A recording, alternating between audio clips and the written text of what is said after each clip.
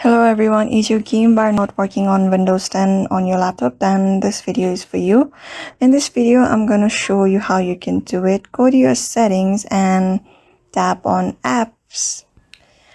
After tapping on it, you'll get to a piece of apps. Here, tap on apps and features at the left side, the very first option, and scroll down to Xbox Live. And then tap on it. You'll get advanced settings.